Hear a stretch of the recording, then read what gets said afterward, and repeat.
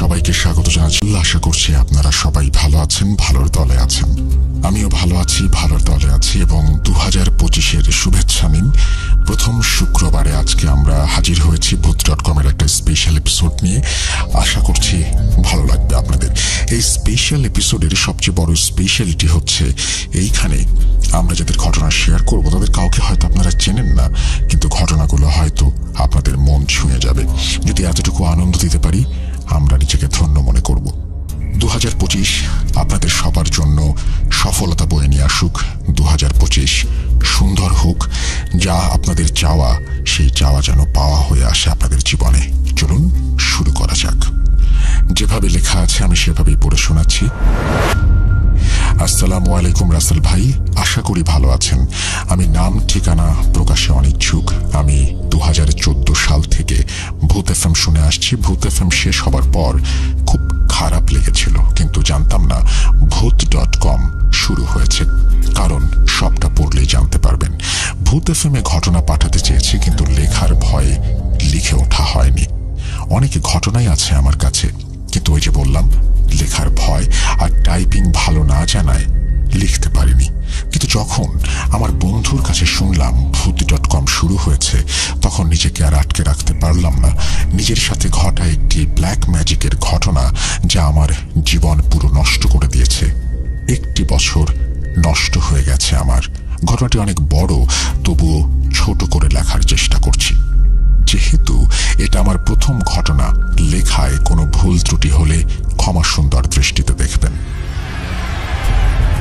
ছোটবেলা থেকেই আমি একটু চঞ্চল টাইপের, সবার সাথে খুব সহজেই মিশতে পারতাম। আমি তখন ডিপ্লোমা 5th সেমিস্টারের ছাত্র।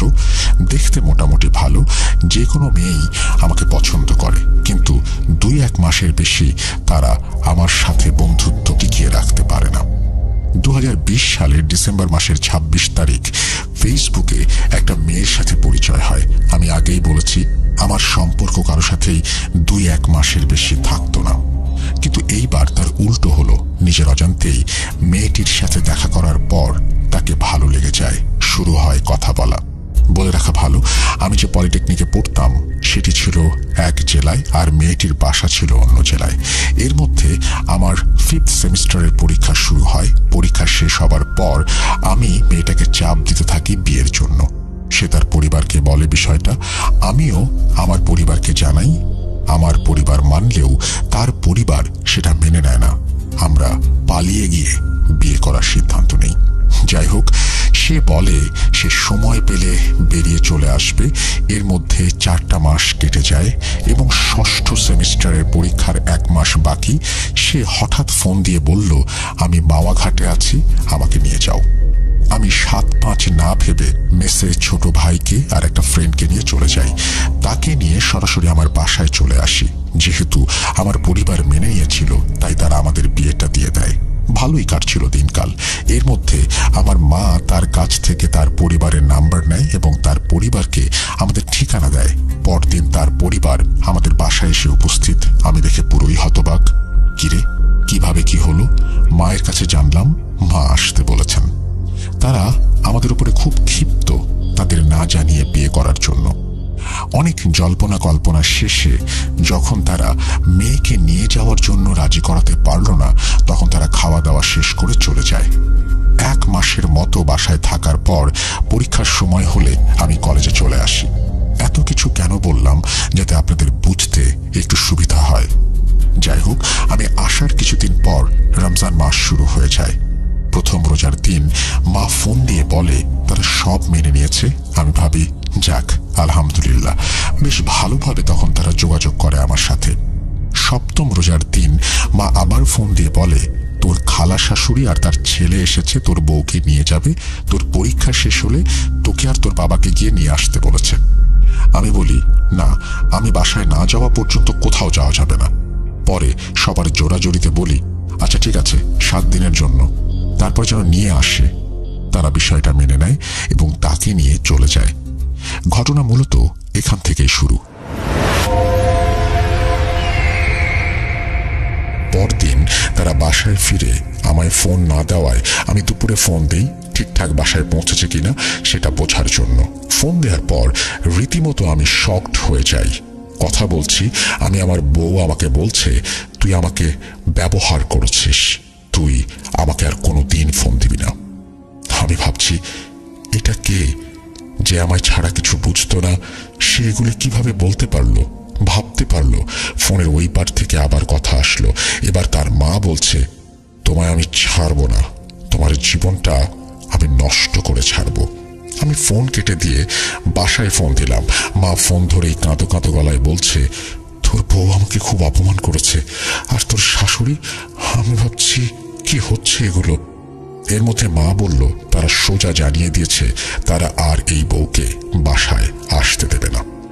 এগুলো শুনে আমার মাথা কাজ করছিল না। রাগে আমি আর কোনো কথা বলি না। এরপরে তারা আমাদেরকে যা পাঠাবে না মেয়েটিকে, সেটা আমরা বুঝতে পারি এবং আমি ফোন রেখে শুয়ে পড়ি। এগুলো নিয়ে তখন আমি তেমন কিছু ভাবিনি। তখন আমার মনে হয়নি যে তারা আমার সাথে খারাপ কিছু করবে। ঠিক সেই সময় কেউ যেন দরজায় টোকা দিল। আমি বললাম, দরজা খোলা আছে, কিন্তু তারপর আর কোনো আওয়াজ নেই। একটু ঘাবড়ে গেলাম। তারপর ভাবলাম হয়তো কেউ মজা করছে, কিন্তু একটু পরেই ভাবলাম, মেসে তো কেউ নেই আমি ছাড়া। রুমমেট পরীক্ষা দিতে চলে গেছে, আর কেউ কেউ বাইরে আছে। তারপর আবার ভাবলাম সব আমার মনের ভুল, যেহেতু মেসটা গ্রামের ভেতরে, কেউ হয়তো মজা করছে। পরীক্ষা পরদিন একটু পড়তে চাইলাম, কিন্তু পারলাম না। শুয়ে পড়লাম। কখন ঘুমিয়ে গেছি জানি না। ঘুমের মধ্যে একটা স্বপ্ন দেখলাম, কে যেন আমাকে বলছে, তুই বাঁচবি না, তোকে মরতেই হবে বলে আমার উপর ঝাঁপিয়ে পড়লো। আমি চিৎকার করছি, কিন্তু আমাকে সাহায্য করার মতো কেউ নেই। আমি হঠাৎ এক সময় খেয়াল করলাম যে আমার উপর ঝাঁপিয়ে পড়লো সে আর কেউ নয়, আমার স্ত্রী। আমি ভয় পেয়ে গেলাম আর বললাম, তুমি? তারপর আর কিছু মনে নেই। আমার যখন ঘুম ভাঙে তখন আমি তাকিয়ে দেখি আমি মেস মালিকের বাসায়, পাশে ছোট ভাই বন্ধুরা দাঁড়িয়ে আছে। আমি বললাম, আমি এখানে কিভাবে? মেস মালিক আমাকে খুব ভালোবাসতো, কোনোদিন রাগ করে বা জোরে কোনো কথা বলেনি আমার সাথে, কিন্তু সেদিন রাগান্বিত হয়ে বলল জানে না কিছু এবং নির্দেশ দিল আমাকে যেন এখনই বাসায় নিয়ে যাওয়া হয়। আমার শরীরে খুব ব্যথা করছিল। আমি আমার এক বন্ধুকে বললাম, আমাকে রুমে নিয়ে চল। তারপরে আমাকে রুমে নিয়ে আসা হলো। আমি সবাইকে বাইরে যেতে বললাম, 2 জন ছাড়া। সেই 2 জন যারা মেয়েটাকে আনতে সাহায্য করেছিল, তারা যেভাবে বলেছিল সেভাবেই বলছি। আমার বন্ধু বলছে, তোর বাসায় যে সমস্যা হয়েছে, তোর বউকে নিয়ে গেছে, আন্টি আমাদের 2 জনকে ফোন করে সেটা বলেছে। তোর রুমমেট যখন পরীক্ষা দিয়ে এসে রুমে তোকে পায় না, তখন আমাকে ফোন দেয়, কারণ সে জানতো তুই আমাদের সাথে যাসনি। তাছাড়া রুমের দরজা নাকি খোলা। আমরা মেসে আসার পরে সবাইকে বলি তোর বাসার সমস্যার কথা, তখন সবাই খুব মন খারাপ করে এবং ওরাও ভাবে যে তুই হয়তো মন খারাপ করে কোথাও গেছিস। ফোন দিয়েও তোকে পাচ্ছিলাম না। সবাই মিলে তোকে দোকানের আশেপাশে এবং বাগানে, এই সমস্ত জায়গায় খুঁজি। তারপর 8টা বেজে গেল। তখন একটু চিন্তিত হলাম। আমরা মেসের মালিকের কাছে গিয়ে আমরা তাকে সবকিছু খুলে বলি। আমরা সবাই বেরিয়ে পড়ি তোকে খুঁজতে। শহরের দিকে যাচ্ছিলাম। বাগান দিয়ে হঠাৎ কেউ একজন বলে উঠল, ওইখানে কেউ একজন পড়ে আছে। গিয়ে দেখি তুই। সবাই দেখি তোর চোখ একদম লাল, তোর মুখ ফ্যাকাশে। তোকে মেস মালিকের বাসায় নিয়ে যাই। এই বলে আমার বন্ধু বলল, তুই যে পথে যাচ্ছিস সেখান থেকে ফিরে আয়। আমি অবাক হয়ে বললাম, কোন পথে? তখন সে বলল, তুই যে নেশা শুরু করেছিস এটা ভাবিনি, বাদ দে এসব। কথা শুনে আমি অবাক হয়ে গেলাম।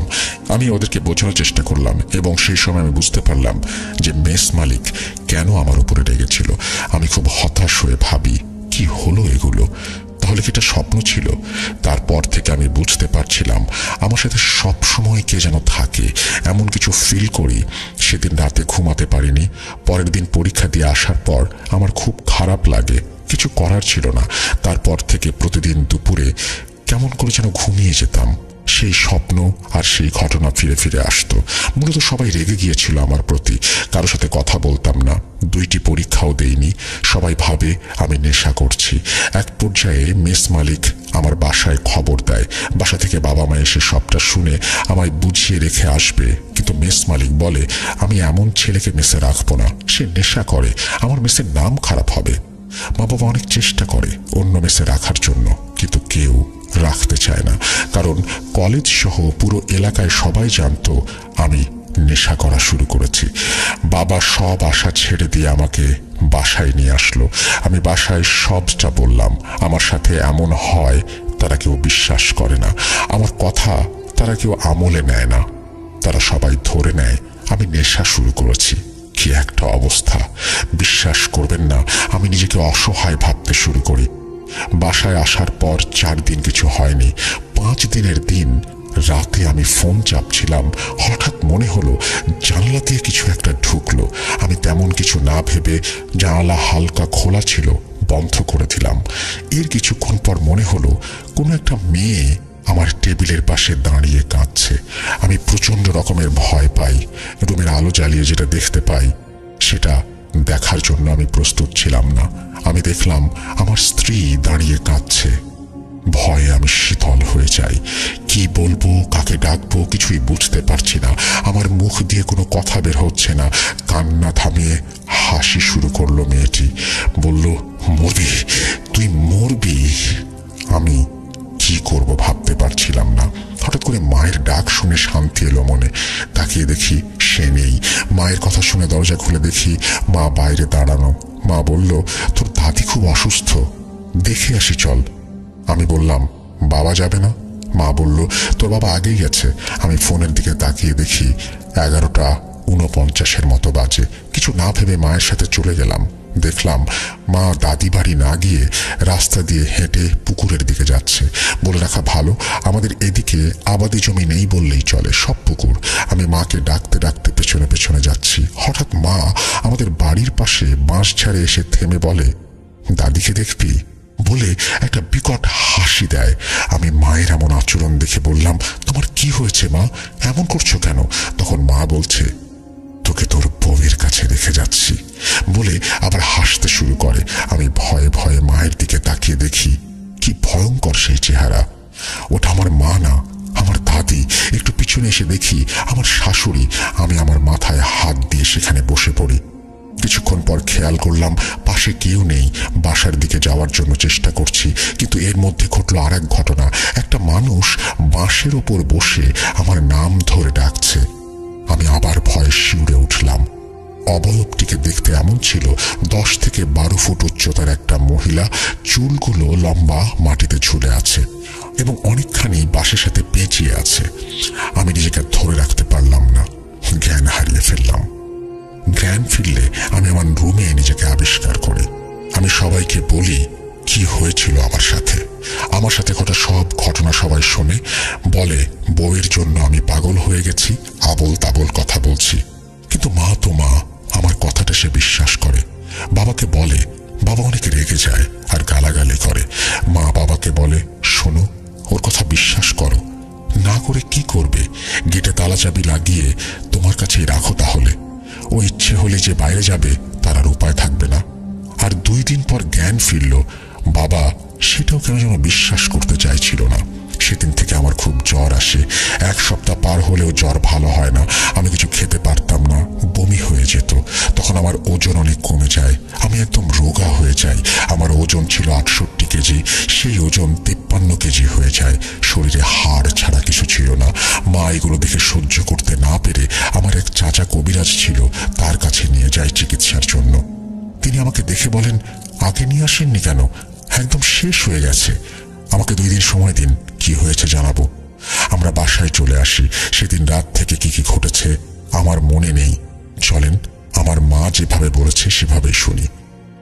সেদিন যখন তোর চাচার কাছে নিয়ে আসি, রাতে তোর বাবা বাজার থেকে এসে তোকে দেখতে যায় তোর রুমে। তখন তুই নাকি তোর বাবাকে অনেক খারাপ ভাষায় গালাগালি করেছিস। তোর বাবা তোকে একটা থাপ্পড় মেরে রুম থেকে আসতে যাবে, তখন তুই নাকি মোটা গলায় বলেছিস, মারলি তো, মরবো তো আমি এমনি মরবো। তারপর বাবা রুম থেকে রাগ করে বেরিয়ে আসে, আমাকে এসে সব কথা বলে। আমি তোর বাবাকে অনেক বুঝিয়ে ঘুমাতে পাঠাই। রাত ৩টার দিকে একটা স্বপ্ন দেখে ঘুম থেকে জেগে উঠি। উঠে দেখি তোর বাবাও বসে আছে। জিজ্ঞেস করলাম কি হয়েছে। তোর বাবা বলল, স্বপ্ন দেখলাম, কি যেন বলছে তোর বড় ছেলেকে নিয়ে যাব, কেমন করে বাঁচাস দেখব। আমি হতাশ হয়ে তোর বাবাকে বললাম, আমিও এই স্বপ্নটাই দেখেছি। তখন তোর বাবা বলে, তোমরাই ঠিক ছিলে, খালুর চাচার কাছে যাব। তখন আমি বললাম, আমি তোমার ছেলেকে নিয়ে গিয়েছিলাম তোমার ভাইয়ের কাছে, 2 দিন সময় চেয়েছে সে। 2 দিন পর তোর বাবা আর আমি তোকে নিয়ে তোর চাচার বাসায় যাই, কিন্তু তুই কিছুতেই যেতে চাইছিলি না। তারপর হঠাৎ হাসি দিয়ে বললি, চল, কোথায় নিয়ে যাবি? কেউ কিছু করতে পারবে না, আমি মরবই। তারপর তোর চাচার বাসায় যাই। তোর চাচা যেটা বলে সেটা শোনার জন্য আমরা মোটেও প্রস্তুত ছিলাম না। তোর চাচা বলে তোকে নাকি কালো জাদু করা হয়েছে, কিন্তু কে করেছে, কিভাবে করেছে সেটা সে বলতে পারবে না, আর সে কিছু করতেও পারবে না, কারণ সে যা জানে তা দিয়ে পেরে ওঠা সম্ভব না। তোর বাবা হতাশ হয়ে বলে, তাহলে কি কোনো উপায় নেই? তখন তোর চাচা বলল, সে একজন কবিরাজকে চেনে, তিনি অনেক বড় বড় কাজের সমাধান করেছেন। এই কথা বলার পর দেখি তুই পাশের রুম থেকে হাসছিস আর বলছিস, চল, কোথায় নিয়ে যাবি? এর মধ্যে তোর চাচার গলা চেপে ধরেছিস তুই। তোর চাচা কি যেন দিয়ে তোর মাথায় আঘাত করতেই তুই একদম থেমে গেলি। আমরা আর দেরি না করে তোকে নিয়ে সেই কবিরাজের বাসায় চলে যাই। কবিরাজ বলে, আমি এগুলো বাদ দিয়ে দিয়েছি, করি না। কিন্তু তোর চাচাকে দেখে আর তোর দাদার নাম বলার সাথে সাথে বলে, আমার বন্ধুর নাতি যখন বিপদে পড়েছে, সাহায্য তো করতেই হবে। তখন তোর চাচা সব খুলে বলে, আর বলে তোর জিন বলেছে যে ওর সাথে কালো জাদু করা হয়েছে, কিন্তু এর বেশি আর কিছু জানতে পারেনি। তখন কবিরাজ বলল, একটু বসো তোমরা, আমি আসছি। 10-15 মিনিট পর কবিরাজ এসে বলল, তোমার ছেলে একটা মেয়েকে বিয়ে করেছে। আমি বললাম, হ্যাঁ, কিন্তু ডিভোর্সও হয়ে গেছে, আর ওরা ডিভোর্স লেটার পাঠিয়ে দিয়েছে। মা আমায় বলেছে তোর কিছু মনে নেই, তোর ডিভোর্স পেপারের খবর তুই জানিসও না। মা আবার বলা শুরু করলো। কবিরাজ তখন বলল, হ্যাঁ, সব জানি আমি, ওর ওপর সত্যিই কালো জাদু করা হয়েছে, আর এটা করা হয়েছে অনেক খারাপ ভাবে। আমি তখন বললাম, কে করেছে এই কাজ বলবেন? কবিরাজ বললেন, এখনো জানতে পারিনি, তবে জেনে যাব। ওর ওপর কালো জাদু করা হয়েছে, তাতে 2টো খাসি বলি দিয়ে একটা খারাপ আর একটা শক্তিশালী জিনকে আহ্বান করা হয়েছে। ওকে মেরে ফেলার জন্য এসব করা হয়েছে, আর এতে ব্যবহার করা হয়েছে ওর মাথার চুল, শ্মশানের মাটি আর ওর ব্যবহৃত একটি জামা। এগুলো এক জায়গায় করে খাসির রক্ত দিয়ে 49টি তাবিজ পুঁতে দেওয়া হয়েছে। তোমরা ওকে নিয়ে বাসায় যাও, আমি 6 তারিখ তোমাদের বাসায় যাব। আর 2টি তাবিজ দিয়ে বলে, এগুলোর মধ্যে একটা ওর হাতে বেঁধে দাও, আর একটা দরজার সামনে রাখবে। তখন আমি বলি, ঠিক আছে, কিন্তু এই কাজ কে করেছে, আর আমার ছেলের চুল আর জামা কোথায় পেল তারা? তখন কবিরাজ বলে, সব 6 তারিখে জানতে পারবে। আমরা বাসায় চলে আসি, কিন্তু ভুল করে ফেলি একটা, সেটি হলো তাবিজ একটা হারিয়ে ফেলি, আর একটা তো কবিরাজ নিজেই তোর হাতে পরিয়ে দিয়েছিল, তাই ওটা তোর হাতেই ছিল। তোর চাচা বলে, ওর সাথে তো তাবিজ আছে, কিছু হবে না, আল্লাহ ভরসা। কবিরাজের বাসায় থাকতে তুই কোনো কথা বলিসনি। বাসায় আসার পর তোর চাচার কথা শুনে বিকট শব্দে হাসি দিয়ে গালি দিতে শুরু করলি। কিছু করতে পারবি না, যা যা, তোরা যা, আমার কোনো সমস্যা নেই। ভাবছিলাম তাবিজ দেয়া আছে, তাই কোনো সমস্যা হবে না, কিন্তু দ্বিতীয় তাবিজের কথা মনেই ছিল না। সকালেও তুই স্বাভাবিকভাবে খাবার খেলি, কিন্তু কে জানে দুপুরে এত বড় ক্ষতি হয়ে যাবে। দুপুরে তোর রুমে গিয়ে দেখি বিষের গন্ধে রুমে ঢোকা যাচ্ছে না। তোকে বললাম, কি করছিস তুই? তুই মোটা গলায় বললি, বিষ খেয়েছি। খাবি?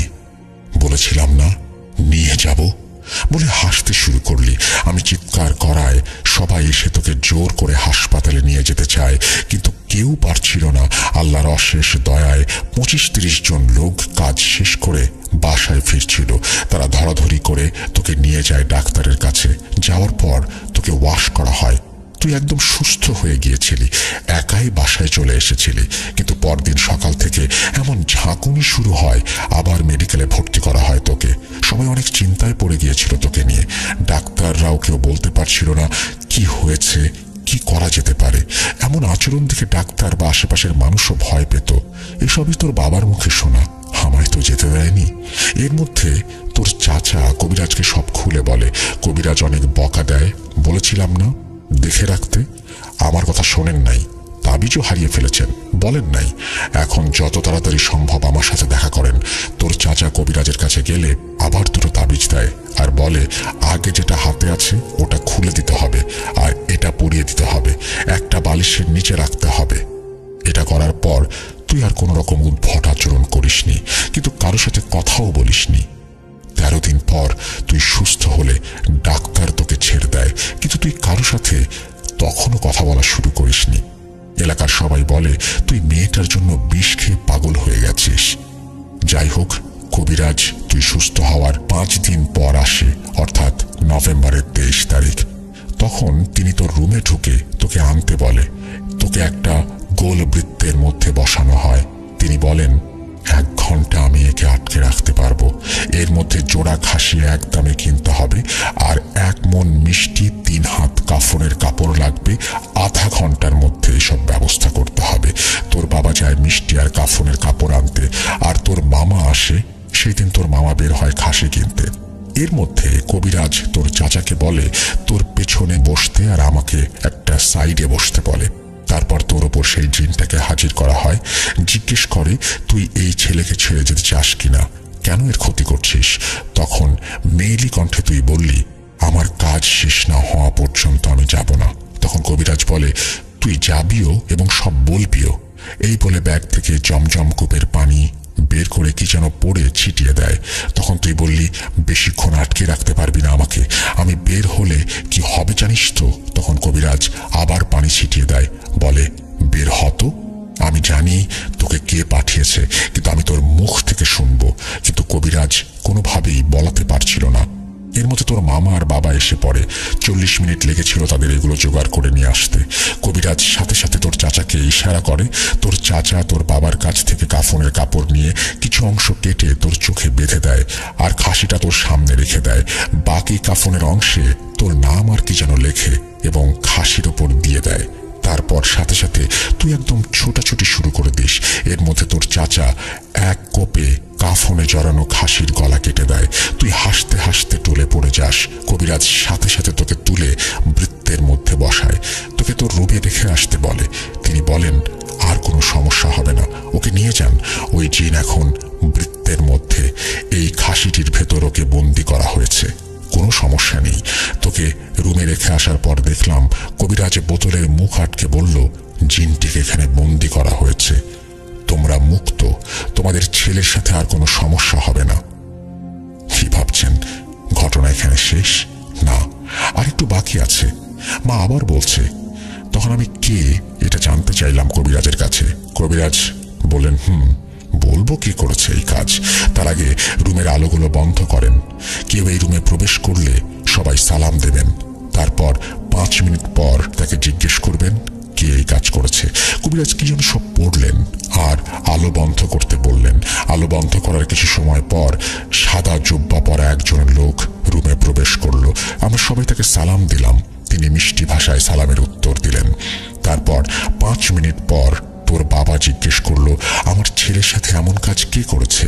তিনি বললেন তোর ছেলের শাশুড়ি। শুনে আমরা সবাই হতবাক হয়ে গেলাম, মানুষ এতটা নিষ্ঠুর।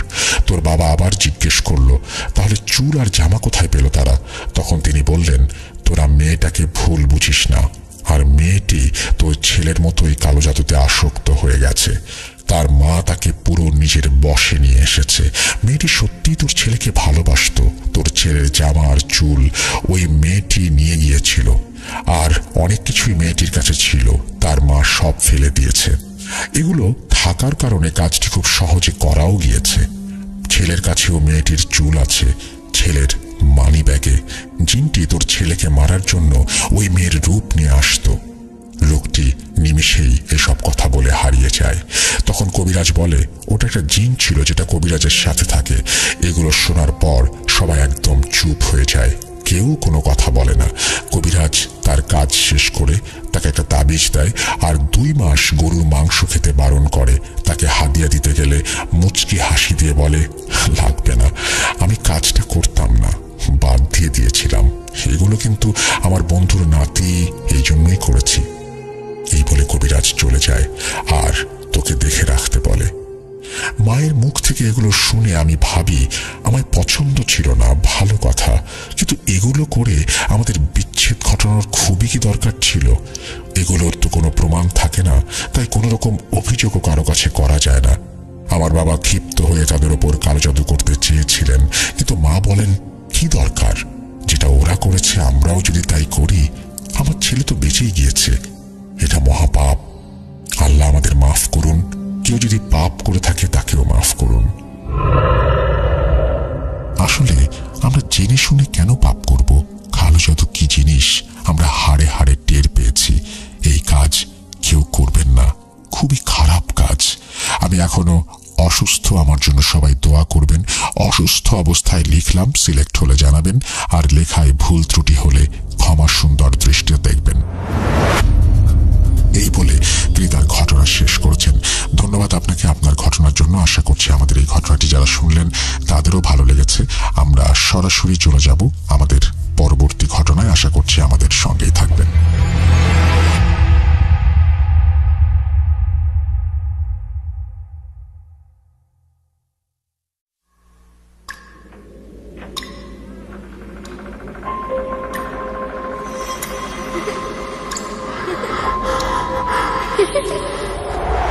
লুকোচুরি খেলবে? লুকোচুরি তুমি লুকাও, আমি ঠিকই তোমাকে খুঁজে পাবো।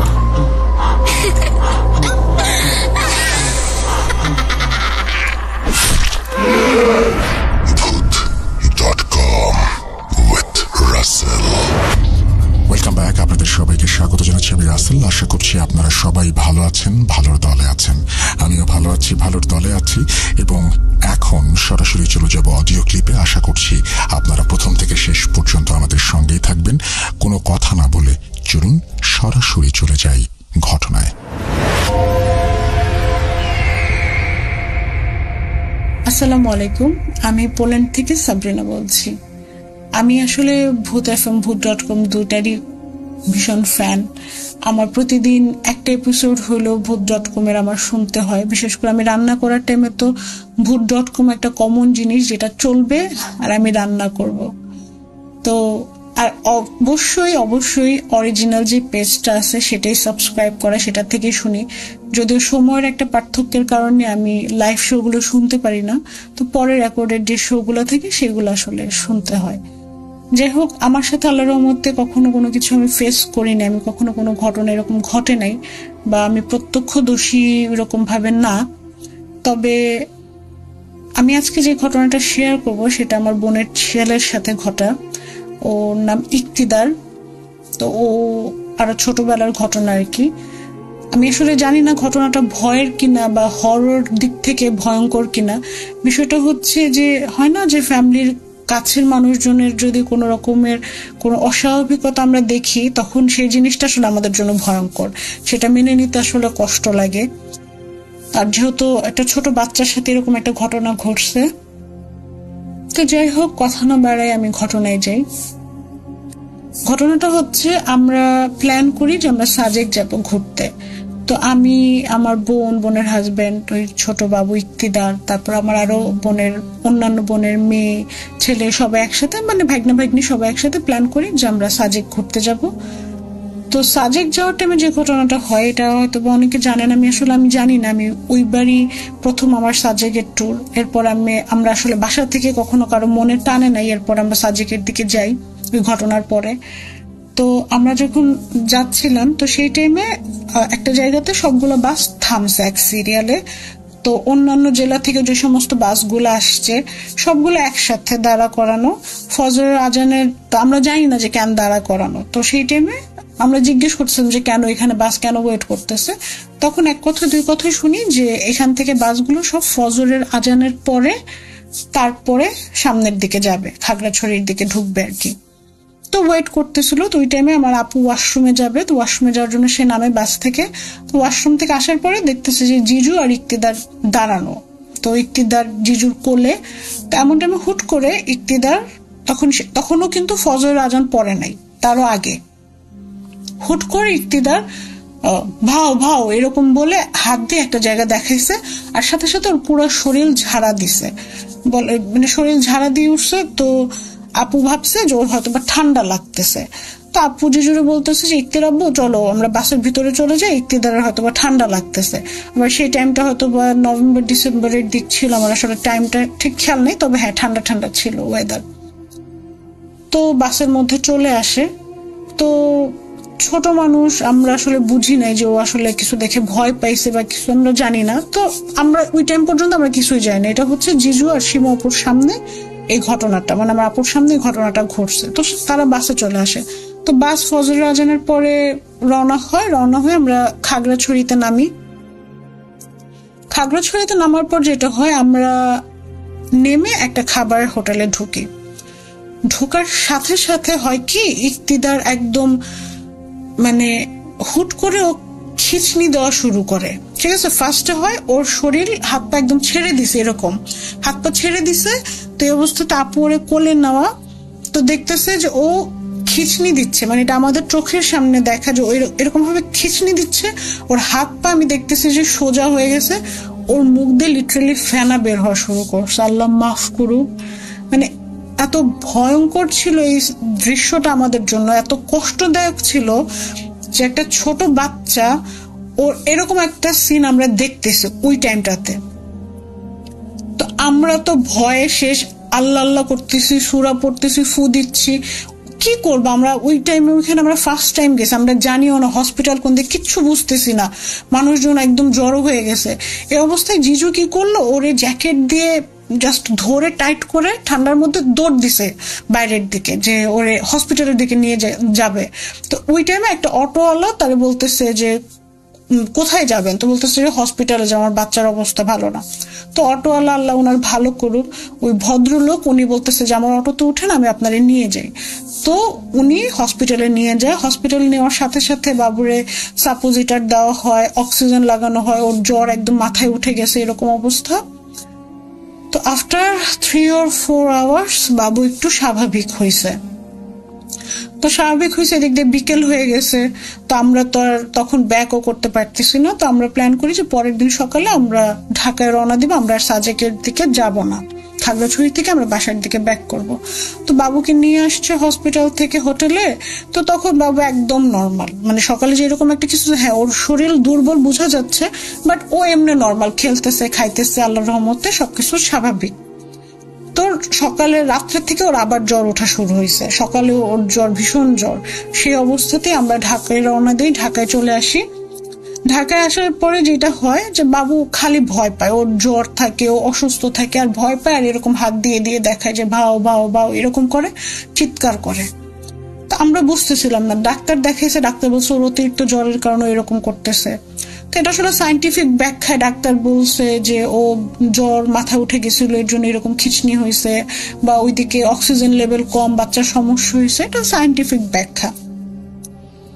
তো তারপর ওর ভয় পাওয়া কমে না, ওর অসুস্থতা কমে না, এত ডাক্তার এত মেডিসিন কোনো কিছুতেই কাজ হচ্ছে না, ও ভয় পাচ্ছে, আর ভয় পাইলে ওর এরকম জ্বর আসে। তো ওরা তখন গাজীপুর থাকে, তো গাজীপুর থেকে ওরা আবার ঢাকায় নিয়ে আসছে আমাদের বাসায়। বাসায় আসার পরে আমাদের যে মসজিদের যে ইমাম সাহেব, তাকে ভাইয়া বলে যে আপনি একটু আসবেন হুজুর, ওরে একটু ঝেড়ে দেওয়ার জন্য বা দেখার জন্য যে কি হয়েছে। তো ইমাম সাহেব নিচে বসা আমাদের ড্রয়িং রুমে, আর উপরে বেডরুমে ইক্তিদার খেলতেছিল। তো ইক্তিদারকে উপর থেকে নিচে নিয়ে আসতেছে। তো জাস্ট সিঁড়ির এক সাইড থেকে ইমাম সাহেবকে দেখছে, দেখে ও চিৎকার শুরু করছে, লিটারালি ও জোরে জোরে চিল্লানো শুরু করছে, মানে ও থাকবে না, ও নিচে কোনোভাবেই থাকবে না, ওরে কেউ ধরে রাখবে না, মানে ও চিল্লাচিল্লি শুরু করছে, মানে ধরাও যাচ্ছে না, এরকম একটা অবস্থা। তো ইমাম সাহেব বললো আচ্ছা ঠিক আছে ঠিক আছে, ও হয়তো বা ভয় পাইতেছে, আচ্ছা ঠিক আছে ওরা উপরে নিয়ে যান। তো ওরা উপরে নিয়ে গেছে।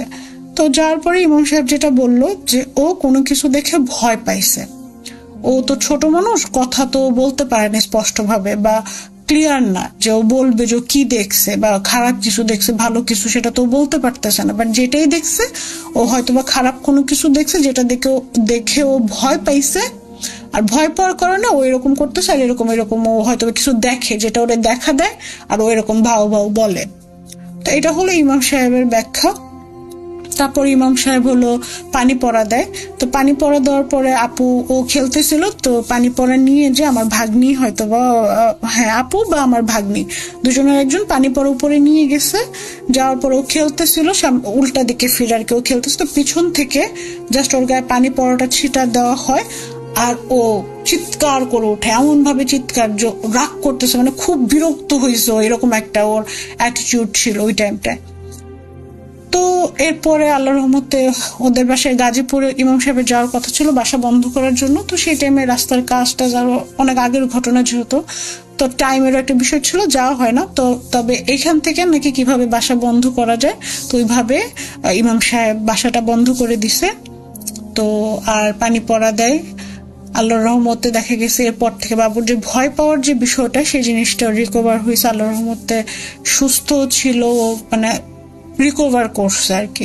এখন আমি জানি না এটা ভয়ের ঘটনা বা ভয়ঙ্কর কোনো কিছু বা কি, তবে যেটা আমরা যতটুকু শুনছি বা যতটুকু দেখছি সেই প্রেক্ষিতে বললাম। কারণ ও যদি কোনো কিছু নাই দেখতো বা ওর সাথে যদি কোনো কিছু নাই হইতো, ও হয়তো বা এরকম ভাবে হাত দিয়ে দেখায় কোনো কিছু বলতো না যে ও মানে ওখানে কিছু একটা আছে, ও ভয় পাচ্ছে, এই জিনিসটা হয়তো ও প্রকাশ করতে পারতো না। বা ও ইমাম সাহেবকে দেখে এত রিয়াক্ট করার কিছু ছিল না, বা পানিটা দেওয়ার কারণে ওর রিয়াক্ট করার কিছু ছিল না। এখন বাকিটা আল্লাহ ভালো জানে। তবে আলহামদুলিল্লাহ বাবু সুস্থ আছে, এখন তো স্কুলে যায়, মাশাআল্লাহ বড় হয়ে গেছে। তো সবাই দোয়া করবেন যেন বাবু সুস্থ থাকে, ভালো থাকে। আর আমার আরো কিছু ঘটনা আছে যেগুলা আমি অন্যান্য মানুষের কাছ থেকে শুনছি। আমার হাজবেন্ডের সাথে একটা ঘটনা আছে, সেটা আমি অন্য সময় ইনশাল্লাহ আবার শেয়ার করব। সবাই ভালো থাকবেন। আল্লাহ হাফেজ। আসসালামু আলাইকুম।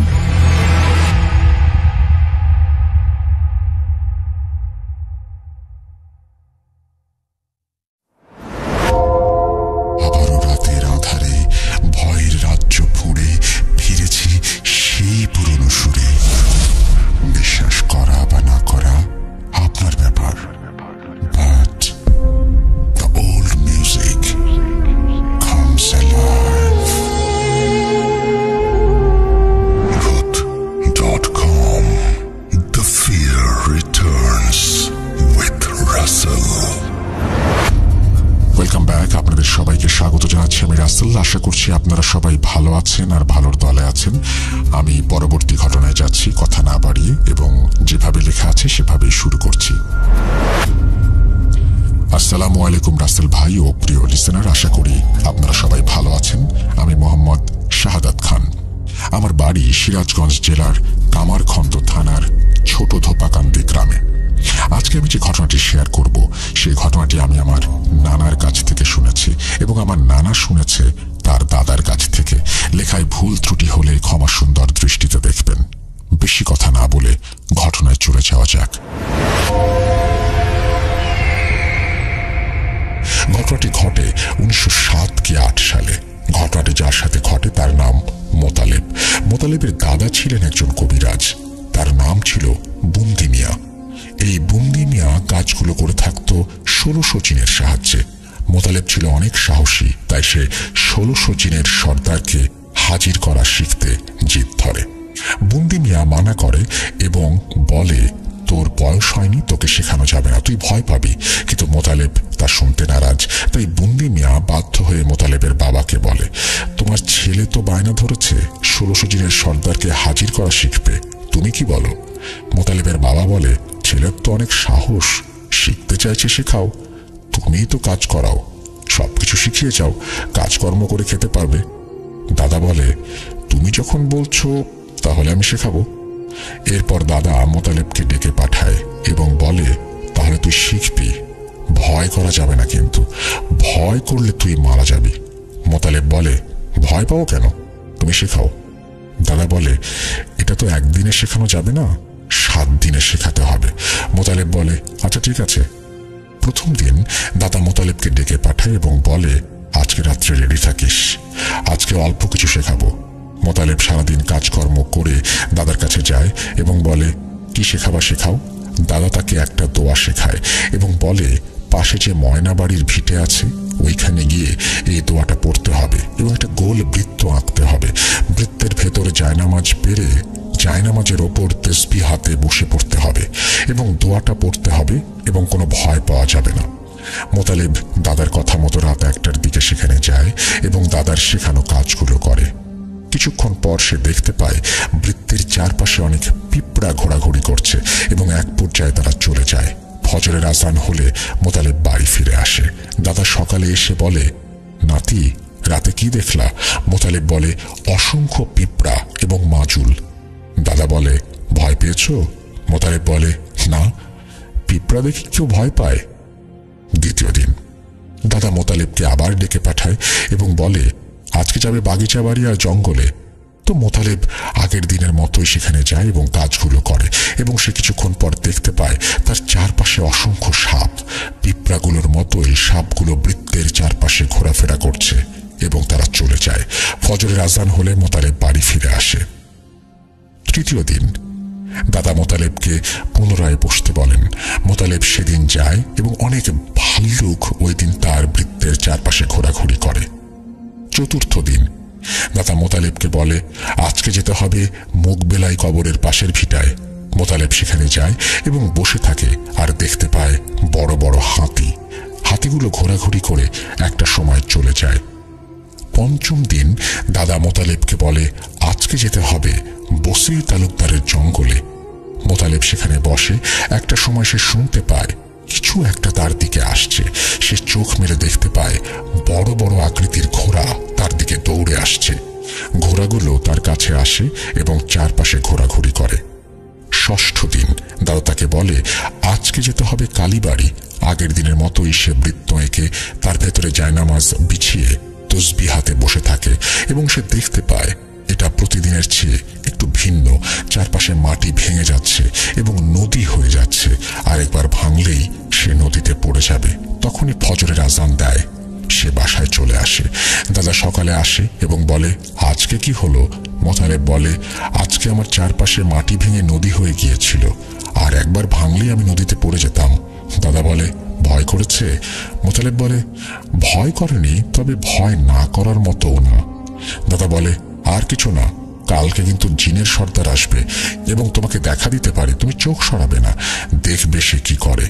তো সে এবার সপ্তম দিন ফকির বাড়ি জঙ্গলে যায় এবং রাত 1টার দিকে বৃত্ত এঁকে জায়নামাজ বিছিয়ে তাসবিহ হাতে বসে থাকে। একসময় সে দেখতে পায় 4 বেহারার একটা পালকি তার দিকে এগিয়ে আসছে এবং তার সামনে এসে পালকিটা থেমে যায়। পালকির ভেতর থেকে কর্কশ কণ্ঠে ধমক দিয়ে কেউ একজন বলে, এই বেটা, প্রতিদিন ডাকছিস কেন? মোতালেব বলে, আমি উস্তাদি শেখার জন্য আপনাকে ডেকেছি। পালকির ভেতর থেকে বলে, ওস্তাদি শিখবি? মোতালেব বলে, জি। কিছুক্ষণ চুপ থেকে সে একটা ধমক দেয়। পুরো জঙ্গল কেঁপে ওঠে। মোতালেব চমকে ওঠে। পালকির ভেতর থেকে রাগী কণ্ঠে বলে, আমার ধমকই সহ্য করতে পারছিস না, আবার ওস্তাদি শিখতে চাস? এটা বলে সজোরে একটা থাপ্পড় দেয় মোতালেবের বাম গালে। বাম গালের চাপা ডান গালের সাথে এসে যেন লেগে যায়। মোতালেব জ্ঞান হারায়। সকালে দাদা আসে এবং মোতালেবের বাবাকে বলে, মোতালেব কই? মোতালেবের বাবা বলে, মোতালেব তো এখনো আসেনি। দাদা বলে, তাহলে ওকে নিয়ে আসতে ফকির বাড়ির জঙ্গলে যেতে হবে। পরে কয়েকজন মিলে সেখানে গিয়ে দেখে মোতালেব অচেতন অবস্থায় পড়ে আছে। তাকে বাড়িতে নিয়ে আসা হয়। জ্ঞান আসলে তাকে জিজ্ঞেস করা হয় কি হয়েছিল। মোতালেব ধীরে ধীরে বলতে শুরু করে রাতে কি হয়েছিল। সব শুনে দাদা বলে, আমার আর কিছু করার নেই, তোমার ছেলে আর 7 দিন বাঁচবে। এবং দাদার কথা মতো মোতালেব 7 দিন পরে মারা যায়। দাদা নাতি হারানোর বেদনায় 1600 জিনের সর্দারকে গ্রামের ভেতরে যাওয়ার রাস্তার পাশে গাব গাছে বন্দি করে। গ্রামের লোকজনকে বলে, শনিবার এবং মঙ্গলবার সাবধানে চলাচল করবে, এখানে 1600 জিনের সর্দার আছে।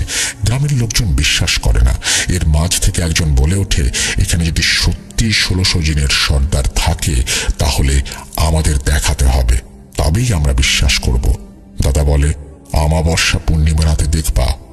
তারপর অমাবস্যা পূর্ণিমা রাতে গ্রামবাসীকে নিয়ে গাব গাছের কাছে যায় এবং বলে 1600 জিনের সর্দার দেখা দাও, গ্রামের লোকজন তোমাকে দেখতে চায়।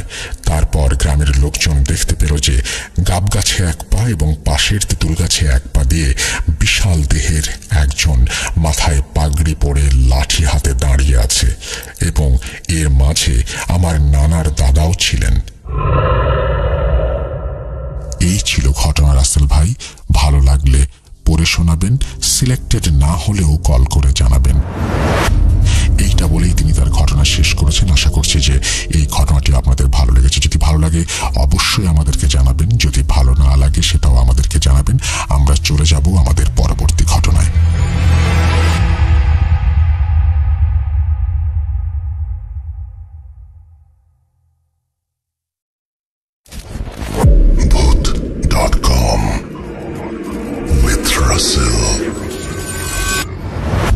Welcome back. আপনাদের সবাইকে স্বাগত জানাচ্ছি, আমি রাসেল। আশা করছি আপনারা এনজয় করছেন প্রথম থেকে শেষ পর্যন্ত। কোনো কথা না বাড়িয়ে আমরা সরাসরি চলে যাব আমাদের পরবর্তী ঘটনায়।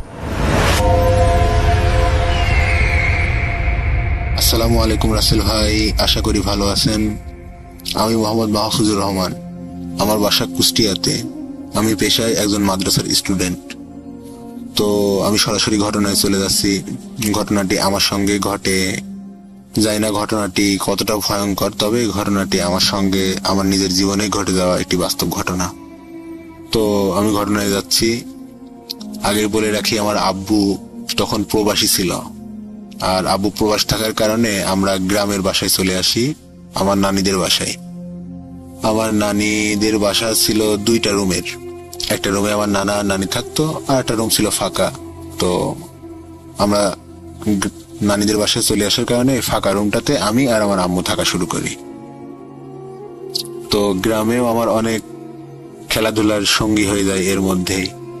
তো রাসেল ভাই, আগে বলে রাখি, আমি ছোটবেলা থেকে, আরো যখন ছোট ছিলাম তখন থেকে আমার আম্মু খেয়াল করতো যে আমি ঘুমের মধ্যে কিছু একটা দেখে, স্বপ্ন দেখে বা কিছু একটা দেখে খুব ভয় পেয়ে জোরে কান্না করে উঠতাম। আম্মু এসে আবার আমাকে ঘুম পাড়াইয়ে দিত, কিন্তু কি দেখছি বা কি স্বপ্ন দেখছি ঘুমের মধ্যে এটা আমি মনে রাখতে পারতাম না। তো যাই হোক, গ্রামে থাকাও অনেক দিনই হয়ে যায়, প্রায় বছরের বেশি হয়ে যায়। আমার মামার বাড়িও আমার নানির বাড়ির পাশেই। তো আমার মামার একটা মেয়ে ছিল আমার সমবয়সী। আমার খেলার যতগুলো সঙ্গী ছিল তার মধ্যে আমার মামাতো বোনও একজন ছিল একই বয়সে। তো আমরা একসাথে ছোটবেলায় কাদা মাটি নিয়ে যেভাবে মানুষ, ছোট বাচ্চারা খেলাধুলা করে, গ্রামের বাচ্চারা আপনি দেখে থাকবেন, গ্রামের ছোট বাচ্চারা যেভাবে খেলাধুলা করে কাদা মাটি দিয়ে, বাটি বা মাটির ব্যাংক, আরো অনেক কিছু বানাই, চুলা, মাটির চুলা, ওইগুলো আমরা বানাইতাম, আবার খেলাধুলা শেষে ভেঙে ফেলতাম। তো যাই হোক, আমি ঘটনায় যাচ্ছি। তো আমি আগে বলেছি, আমি স্বপ্ন দেখতাম রাতে, ভয়ও পেতাম, স্বপ্নও দেখতাম বা স্বপ্ন দেখে ভয়ও পেতাম, কিন্তু কি স্বপ্ন দেখতাম এইগুলো আমি মনে রাখতে পারতাম না। ভয়ের স্বপ্ন দেখতাম, শুধু এতটুকু মনে আছে যে ভয় পেয়েছি কোন একটা কারণবশত, কিন্তু আমার মনে থাকতো না। যেদিনকার ঘটনা, ওই দিন আমি রাতে আমার সঙ্গে রাতে খাওয়া দাওয়া করে ঘুমাই গেছি। ঘুমাই যাওয়ার পরে হঠাৎ করে আমি স্বপ্ন দেখছি যে আমার মামাতো বোনের সঙ্গে আমি খেলা করছি মাটির হাড়ি পাতিল দিয়ে। তো খেলা করার এক পর্যায়ে আমার মামাতো বোন নিজে খেলতে খেলতে আমার দিকে ঘুরে গেল, ঘুরে কেমন একটা হাসি দিল। তো রাসেল ভাই, আমি কিন্তু আগের কোনো স্বপ্ন মনে রাখতে পারিনি, তবে এই স্বপ্নটা, আরো বেশ কয়েকটা স্বপ্ন আমি এখন পর্যন্ত মনে রেখেছি। তো আমি দেখছি যে আমার মামাতো বোন আমার দিকে ঘুরে হাসলো, হাসতে হাসতে তার 3টা আঙুল, এই বৃদ্ধা আঙুল, কনিষ্ঠ আঙুল এবং মাঝখানের যে আঙুল, এই 3টা আঙুল দিয়ে আমার কপালের মধ্যে জোরে চেপে ধরেছে। তো জোরে চেপে ধরার কারণে আমার কপালের মধ্যে যন্ত্রণা শুরু হয়েছে। তো এই যন্ত্রণা হইতে হইতে সাথে সাথে আমার ঘুমও ভেঙে গেছে। তো ঘুম ভাঙার পরেও আমি দেখছি যে কেউ নাই, মানে কাউকে আমি দেখতে পাচ্ছি না, কিন্তু কারোর হাতের স্পর্শ আমি অনুভব করছি যে কেউ আঙুল দিয়ে, 3টা আঙুল দিয়ে আমার কপালের মধ্যে জোরে চাপ দিয়ে ধরে আছে, কিন্তু কাউকে আমি দেখতে পারছি না। আর ওই মুহূর্তে আমি নড়াচড়াও করতে পারছি না, কোনো মুখ দিয়ে আওয়াজও বের করতে পারছি না, শুধু চোখ দিয়ে দেখতে পারছি যে আমার আম্মু আমার থেকে একটু দূরে শুয়ে আছে। তো এমন অবস্থায় থাকতে থাকতে থাকতে থাকতে আমার মাথা খুবই যন্ত্রণা করতে করতে শুধু চোখ দিয়ে পানি বের হচ্ছে, আর কিছুই করতে পারছি না। এমন অবস্থায় থাকতে থাকতে হঠাৎ করে এক সময় জিনিসটা আমাকে ছেড়ে দেয়, আর আমি সাথে সাথে জোরে চিল্লাই কেঁদে উঠি। সাথে সাথে আম্মু এসে আমাকে আবার বুকের মধ্যে নিয়ে ঘুম পাড়াইয়ে দেয়। তো ওই দিন চলে যাই। তো আমি তখন এতটাই ছোট ছিলাম, মানে বুঝতাম না, 6-7 বছর বয়স ছিল রাসেল ভাই, বুঝতে তো পারছেন, বুঝতাম না যে এই জিনিসগুলো আম্মু আব্বুকে জানাইতে হয় যে এরকম ভয় পাইছি বা এরকম কিছু আমি অনুভব করছি, এটা আম্মুকে জানাইতে হবে। ভয় পেতাম কিন্তু নিজের মধ্যে রাখতাম। তো ছোটবেলা থেকে, শুধু এখন থেকে না, ছোটবেলা থেকে আমি মানে দিনগুলো আমার খুব ভালোই যেত, কিন্তু রাত হলে আমার নিজের কাছে মনে হতো হয়তো কিছু একটা ঘটবে। খুব নার্ভাস ফিল করতাম নিজের কাছ থেকে। রাত্রি যেন আমি সহ্যই করতে পারতাম না, খুব খারাপ লাগতো আমার কাছে। তো রাসেল ভাই এর মধ্যে আরো অনেকদিন কেটে যায়। আমি অমনি রাতে ঘুমের মধ্যে স্বপ্ন দেখি, কিন্তু কি স্বপ্ন দেখি বলতে পারি না, শুধু চিল্লাই কেঁদে উঠি। তো এই কারণে আম্মু অনেকবার অনেক হুজুরকে দিয়ে আমাকে ঝাড়াই দিছে, কিন্তু তেমন খুব একটা লাভ হয়নি। তো রাসেল ভাই এমন অনেকদিন মাঝখানে কেটে যাওয়ার পরে আরেকদিন রাতে, সম্ভবত সেটা চাঁদ রাত ছিল, কোন একটা উৎসব ছিল, সম্ভবত চাঁদ রাতই হবে। তো পাশে মামা বাড়ি থাকার কারণে মামা মেয়ে আরো ছেলে পেলে ছিল, ওদের সঙ্গে খেলাধুলা করে এসে সন্ধ্যার পরে খেয়ে দিয়ে ঘুমাই গেছি। তো রাসেল ভাই আপনি জানবেন কিন্তু যে গ্রামে সাধারণত খুব তাড়াতাড়ি ঘুমিয়ে যায় সবাই। আরো এটা যেহেতু অনেক আগের সময়ের কথা, তো বেশি মানুষ রাত জাগতো না। যারা ঈশার নামাজ পড়ে তারা নামাজ পড়ে ঘুমাইতো, আর যারা নামাজ পড়তো না তারা ঈশার আজান চলতো ওই অবস্থায় শুয়ে পড়তো। তো সম্ভবত কোন একটা উৎসবের রাতই হবে সেদিন।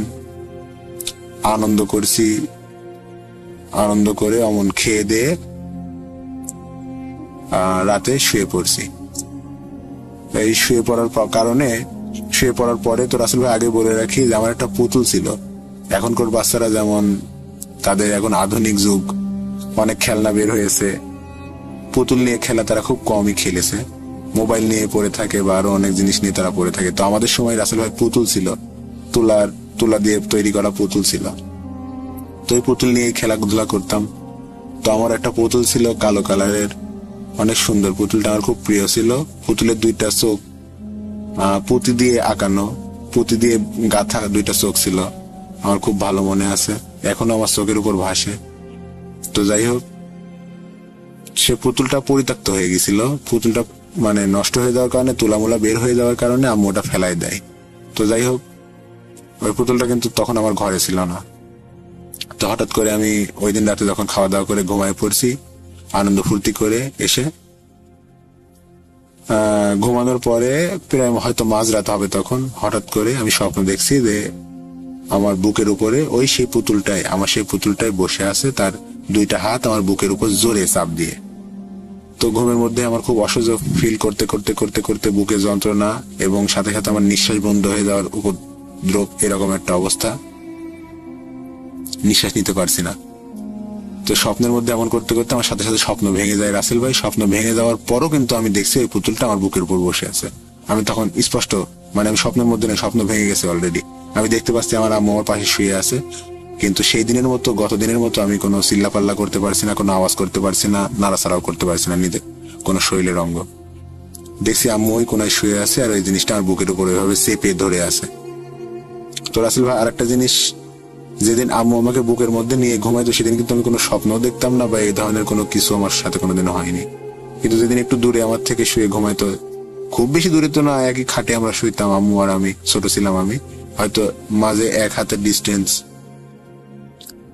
এমন হয়তো, আম্মু এমন একটু 1 হাতের ডিস্টেন্স এমনই দূরত্ব হবে শুয়ে আছে পাশে, ওই জিনিসটা আমার বুকের উপর চাপ দিয়ে বসে আছে।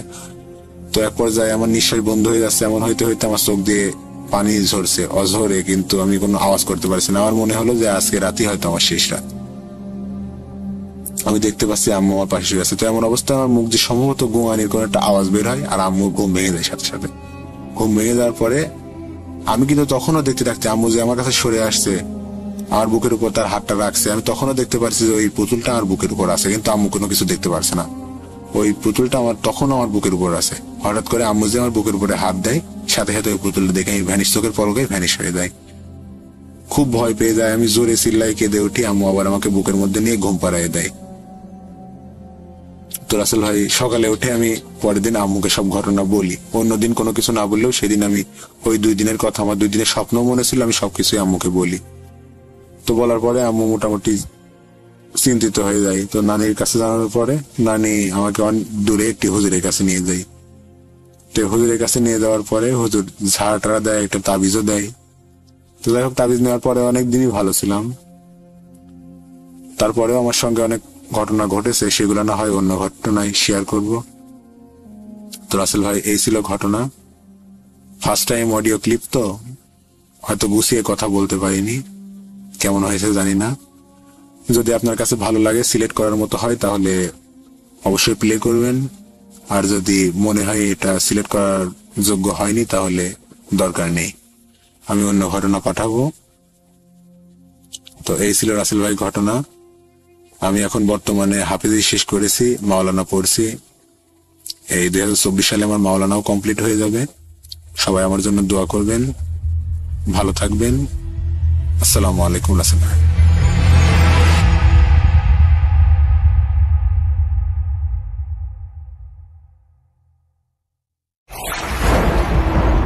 লুকোচুরি খেলবে? লুকোচুরি? You will never be alone.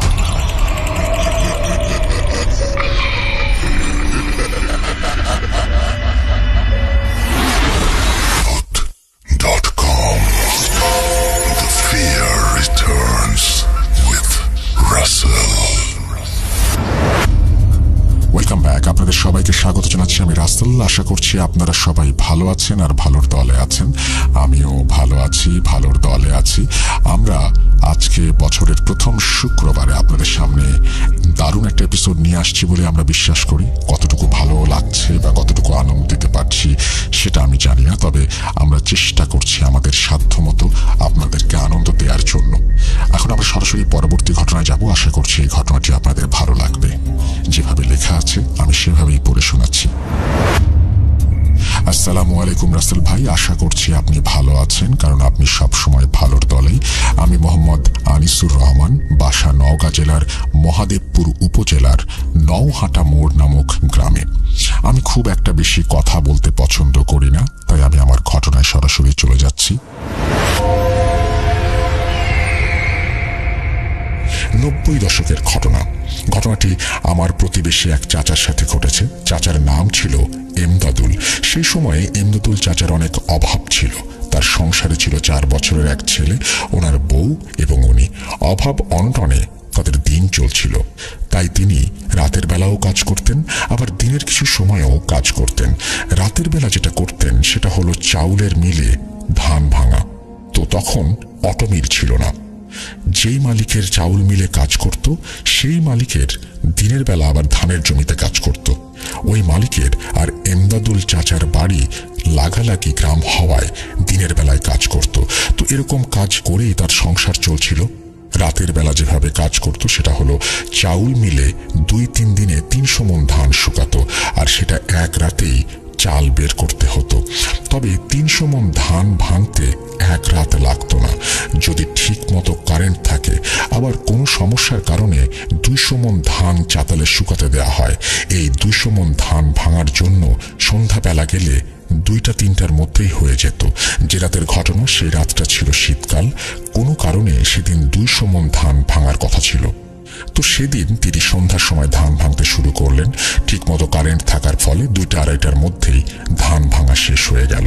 তিনি ঠিক করলেন যে সকালবেলা পর্যন্ত দেরি না করে এখনই বাড়ির পথে রওনা দেবেন, কারণ যে মালিকের চাউল মিলে ধান ভাঙত সেই মালিকের ধানের জমিতে পানি দিতে হবে। আর ভোরবেলা মেশিন স্টার্ট করলে বিকেল হতে হতে পানির সেচ হয়ে যাবে। এতে করে ঘুমানোর সময়টা একটু পাবেন তিনি। যেই কথা সেই কাজ, রওনা দিলেন বাড়ির উদ্দেশ্যে। বলে রাখা ভালো যে তিনি অনেক সাহসী। এই ধরেন ভূত জিন এই সব কিছুতেই তিনি ভয় পেতেন না। মিল থেকে বাড়িতে আসার জন্য দুইটা রাস্তা ছিল, একটা ছিল পাকা সড়ক আর একটা ধানের ক্ষেতের মধ্য দিয়ে। যদি পাকা সড়ক দিয়ে আসেন তাহলে বাড়ি আসতে সময় লাগবে 1.5 ঘন্টা, আর ধান ক্ষেত দিয়ে আসলে সময় লাগবে 1 ঘন্টা। ভোরবেলা মেশিন স্টার্ট করতে হবে বলে তিনি শর্টকাট রাস্তা ধরলেন। চারিদিকে কুয়াশা পড়েছে, ধান ক্ষেতের মোটা আলপথ ধরে হাঁটছেন তিনি। বিশাল ধান ক্ষেত, সেই মাঠের মাঝে একটা পুকুর আছে, আর পুকুর পাড়ে একটা গাছ আছে যেখানে হিন্দু সম্প্রদায়ের মানুষ পূজা করে। ওইটার কাছাকাছি আসতেই শুনতে পেলেন দূর থেকে একটা ঝনঝন করে আওয়াজ আসছে, আর চারিদিক থেকে কুয়াশা পড়েছে বলে আগুনের গোলা ওপর থেকে পড়ছে সেটা বোঝা যাচ্ছে। কে জানি লম্বা প্রায় 10-12 ফিটের মতো হবে একজন মানুষ আসছে। ওইটা মানুষ হবে কিনা জানি না, তবে মানুষ যে আসছে বা মানুষের মতো কিছু একটা সেটা বোঝা যাচ্ছে। মাথার অংশ থেকে আগুন বের হচ্ছে। যে আলপথে দিয়ে এমদাদুল চাচা যাচ্ছেন সেই রাস্তা ধরেই সে আসছে। এমদাদুল চাচা থমকে দাঁড়ালেন। এমদাদুল চাচা যেখানে দাঁড়ালেন সেখানে তার ডান পাশে 40 ফিট দূরে ওই পুকুর আর গাছ অবস্থিত। তিনি যে আলপথে দাঁড়িয়ে আছেন সেই আলপথের সামনে 30 ফিট দূরে আর একটা আলপথ ডান পাশে গেছে, যা পুকুর আর ওই গাছের দিকে গেছে। তিনি ওই অল্প 30 ফিট দূরেই দাঁড়িয়ে পড়েছেন। যখন ওই মানুষের মতো অবয়বটি তার কাছে আসে তিনি দেখেন তার চেহারা ছিল কালো, কান দুইটা ছিল হাতির কানের মতো, গলায় অসংখ্য ঝনঝন করা আওয়াজের মালা, চোখ ছিল না, মুখমণ্ডলের জায়গায় শুধু একটা মুখ ছিল যা দেখতে ঘোড়ার মুখের মতো। সেখানে থেকেই আগুনের ফুলকি বের হচ্ছে। হাত ছিল একটা, সেই হাত দিয়ে ঝনঝন করে আওয়াজ করা মালাটা ধরে রেখেছেন। এমদাদুল চাচার মনে হয় এই প্রথম ভয়ে শরীর কাঁপুনি দিয়ে উঠল। আর এরকম ভয় পাওয়ারই কথা। এর আগে যতগুলোর সাথে তার দেখা হয়েছে তাদের কারোরই এরকম অগ্নিমুখ ছিল না। গ্রামের মানুষ জানে এসব এন্টিটি নাকি আগুন দেখলে কাছে আসে না, কিন্তু এটার ক্ষেত্রে বিপরীত। এটা তিনি কল্পনাও করেননি। যাই হোক, সেদিন তিনি ঠাঁই হয়ে দাঁড়িয়েছিলেন। শীতকালেও এমন অবস্থা যে শরীর ঘেমে নিয়ে একাকার। সেই এন্টিটি তার সামনে 30 ফিট দূর দিয়ে ডান আলপথ ধরে সেই পুকুর এবং গাছের দিকে ঝনঝন আওয়াজ করে আগুনের গোলা ফেলতে ফেলতে চলে যাচ্ছে। আর এমন ভাব নিয়ে গেল যে ওই এন্টিটি দেখতে পায় নাই যে তার সামনে কেউ ছিল। এমদাদুল চাচা যখন দেখলেন সেই পুকুর পাড়ের গাছের কাছে গিয়ে বিদ্যুৎ চমকানোর মতো সে ভ্যানিশ হয়ে গেল, দূর থেকে তখন আজানের ধ্বনি ভেসে আসছে। এমদাদুল চাচা সেখানে কতক্ষণ দাঁড়িয়েছিলেন তিনি বুঝতে পারেননি। 2-2.5 ঘন্টা কিভাবে কেটে গেল তিনি খেয়ালই করেননি। অতঃপর তিনি সেখান থেকে দ্রুত হাঁটা শুরু করেন। তার ঠিক 10-12 দিন পরের ঘটনা। যে মালিকের ধান ভাঙত সেই মালিকের ধানে সেচ দেওয়ার জন্য মেশিন স্টার্ট দিতে হবে। তখনকার সময়ে বরেন্দ্র অঞ্চলে পানির ডিপ টিউবওয়েল ছিল না, ডিজেল চালিত ইঞ্জিনের দ্বারা পানি সেচ করা হতো। দিনের বেলায় নিজের বাড়ির কিছু কাজ থাকায় তিনি সিদ্ধান্ত নিলেন যে দিনের বেলা সেচ না দিয়ে রাতের বেলা সেচ দিবেন। জমির পরিমাণ বেশি হওয়ায় পুরো রাত লেগে যাবে সেচ দিতে। এতে করে দিনের বেলায় বাড়ির কিছু টুকিটাকি কাজ করা যাবে। যেখানে মেশিন সেট করা হবে সেখানকার বর্ণনা দেই। এমদাদুল চাচা যে মালিকের কাজ করত ওনার বাড়ি ছিল আমাদের পাশের গ্রামে। আগেই বলেছিলাম ওই গ্রাম আর আমাদের গ্রামের মাঝখানে সেই জমিগুলো ছিল। আর ওই জমির পাশে একটা পুকুর ছিল, আর পুকুর পাড়ে কবরস্থান ছিল। ওই কবরস্থানের পাশেই নলকূপ স্থাপন করা ছিল। যাই হোক, তিনি সন্ধ্যার আগেই মেশিন স্টার্ট দেন। তারপর তিনি ঘুরে ঘুরে সব জমির আলপথগুলো কেটে দিলেন। সব শেষে রাতের খাবারের জন্য তার বাড়িতে আসলেন। খাওয়া দাওয়া শেষ করে যখন তিনি যাবেন তখন তার 4 বছরের বাচ্চা তার পেছনে লেগেছে, সেও যাবে তার সাথে। অনেক কিছু বোঝানোর পরেও বাচ্চা যাবেই, কি আর করা, তিনি সাথে নিয়ে গেলেন। আর হ্যাঁ, সেই মেশিন রাখার জায়গাটা বাঁশের বেড়া দিয়ে ঘেরা, ওপরে খড়ের চালা, 2 চালা বিশিষ্ট। সেখানে একটি বুড়ি এন্টিটি দেখা যেত। এমদাদুল চাচা সেটা আগে ভাগেই জানতেন। এর আগেও অনেকবার পানি সেচ দিতে গিয়ে মুখোমুখি হয়েছেন। তবে ওই বুড়ি শুধু মজার ছলে ভয় দেখানোর চেষ্টা করত। বুড়িটি দেখতে ছিল খুবই জীর্ণ শীর্ণ, কঙ্কাল প্রকৃতির, ধবধবে সাদা। এমদাদুল চাচা তার ছেলেকে সেই মেশিন ঘরে নিয়ে গেলেন। কিছুক্ষণ বসে থাকার পর ছেলে ঘুমিয়ে পড়ল। ছেলেকে সেই মেশিন ঘরে শুইয়ে রেখে ধানের খেতে গেলেন জমিতে পানি ঠিক মতো দেয়া হচ্ছে কিনা দেখতে। জমির সব আলপথ ঘুরে ঘুরে দেখছেন, ঠিক তখনই তার কানে মেশিন ফেল করার আওয়াজ আসলো। তিনি বুঝতে পারলেন মেশিনের পানি ফেল করেছে। তিনি তাড়াতাড়ি মেশিন ঘরে আসলেন, এসে দেখেন মেশিন বন্ধ। তিনি ভাবছেন মেশিন ফেল করলে তো শুধু পানি উঠবে না, মেশিন তো বন্ধ হবে না। কিন্তু মেশিন বন্ধ হলো কিভাবে? আর ছেলে তো ঘুমিয়ে আছে। হঠাৎ দেখলেন ঘরের চালা নেই। তিনি জানতেন এটা বুড়িজির কাজ, কারণ এর আগে বুড়ি এইভাবে চালা উড়িয়েই ভয় দেখাতো। বুড়ি এন্টিটি বলেছিল যে যখন আমি এখান থেকে কোথাও যাব তখন এই মেশিন ঘরের চালা উড়িয়ে নিয়ে যাব, আবার যখন আসব তখন চালাটা উড়িয়ে নিয়ে আসব, ভয় যেন না করা হয়। এটা ভাবতেই খুব ঝড় শুরু হলো, আর সেটা কেবল সেখানেই ঝড়ের মতো বাতাস বইতে শুরু করলো। ইমদাদুল চাচা বুঝতে পারলেন যে বুড়ি আসছে, আর বুড়ি তার সামনে ভাসমান অবস্থায় এসে বলল, কিরে ভয় পেয়েছিস? চাচা বলল, ভয় পাবো কেন, কিন্তু এরকম করা কি উচিত? আমার ছেলেকে নিয়ে এসছি। বুড়ি বলল, আচ্ছা ঠিক আছে, আর হবে না। তখন ইমদাদুল চাচা রাগান্বিত হয়ে বললেন, তুমি এরকম চালা উড়িয়ে নিয়ে যাচ্ছ, মেশিন বন্ধ করছো কেন? তখন বুড়ি বলল, আমি কিছু করিনি রে, আমার এক নাতি এসেছিল, সে এরকম করেছে। তোর সাথে নাকি দেখা হয়েছিল কয়েকদিন আগে, তাই সে মজা করে এমনটা করেছে। তখন ইমদাদুল চাচা বলল, তোমার নাতি আবার কে? কোন দিন দেখা হয়েছিল আমার সাথে? বুড়ি বলল, তুই ধান ভেঙে আসছিলি মাঠের ক্ষেতের ভেতর দিয়ে, তখন দেখা হয়েছিল। ইমদাদুল চাচা বললেন, হো, এবার বুঝেছি। বুড়ি বলল, তার বুকের মাঝখানে একটা চোখ ছিল যা তুই দেখতে পাসনি, কিন্তু সে ঠিকই দেখতে পেয়েছে। মেশিনের নলটার মুখে মাটি লাগিয়ে আয়, তোর আর কষ্ট করে হ্যান্ডেল দিতে হবে না, একটা স্টার্ট দিলেই পানি উঠবে, আর টিউবওয়েলে পানি তুলতে হবে না। আপনারা জানেন কিনা জানি না, সেই মেশিনগুলোতে পানি তুলতে হলে নলকূপের মুখে একটা ছোট টিউবওয়েল লাগানো থাকে, আর সেখানে পানি তোলার পরেই মেশিন স্টার্ট দিলে তারপর পানি ওঠে। অতঃপর ইমদাদুল চাচা মেশিনের নলের মুখে মাটি লাগালেন, তারপর তিনি দূরে গিয়ে দাঁড়ালেন। কিছুক্ষণ পর দেখলেন মেশিন একা একা স্টার্ট হয়ে গেছে। এই ছিল বাস্তব ঘটনা।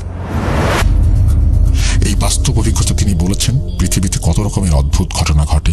এই ঘটনাটা একটা অবিশ্বাস্য ঘটনা যে একজন বৃদ্ধ মহিলা সেরকম ইনফরমেশন দিচ্ছেন, কিন্তু এরকম অলৌকিক ঘটনা ঘটে বলেই আমরা সেটা জানতে পারি। এবং এই ঘটনাটি নওগাঁ এলাকার, আপনারা চাইলে খোঁজ নিতে পারেন, জানতে পারেন, এবং যদি আপনারা খোঁজ নিয়ে কিছু জানতে পারেন সেটা আমাদেরকে জানিয়ে দেন।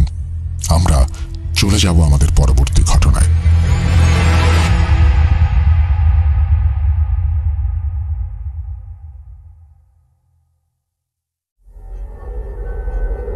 Spirit, be here with me.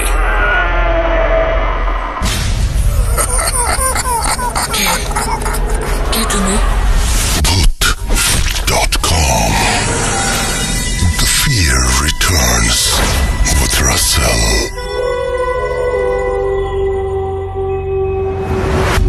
Welcome back. যেহেতু বছরের শুরুর এপিসোড এবং আমরা চেষ্টা করেছি আপনাদের সামনে নতুন নতুন ঘটনা নিয়ে আসার, আজকেও তার ব্যতিক্রম নয়। আরেকটি ঘটনা রয়েছে, যে ঘটনাটি আমাদের পাঠিয়েছেন আমাদের খুবই পছন্দের একজন স্টোরি টেলার সোহাগ চক্রবর্তী। আমরা এখন সরাসরি তার কাছে যাব এবং শুনে আসব তার সেই ভয়ঙ্কর অভিজ্ঞতার কথা। চলুন শুরু করা যাক।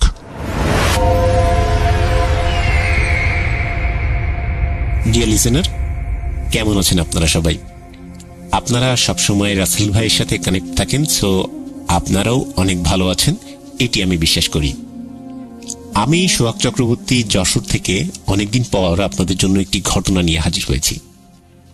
আসলে কাজের সুবাদে আমি এখন রাজশাহীতে থাকি, সো রাজশাহী থেকে যশোর ট্রেনের মাধ্যমে আমার অনেক বেশি ট্রাভেল করার প্রয়োজন পড়ে। এমনই একটি ট্রাভেলের ফাঁকে এই ঘটনাটি সাডেনলি আমার সংগ্রহে চলে আসে। কাজের ব্যস্ততার কারণে আসলে ঘটনা তেমন একটা শেয়ার করা হয় না বা সংগ্রহ করা হয় না, কিন্তু সাডেনলি এই ঘটনাটি আমার কাছে চলে এসেছে। ঘটনাটি আমার অনেক ভালো লেগেছে, আশা করছি আপনাদেরও এই ঘটনাটি অনেক ভালো লাগবে। তো দেরি করা কিসের, চলুন আমরা ঘটনাতে চলে যাই।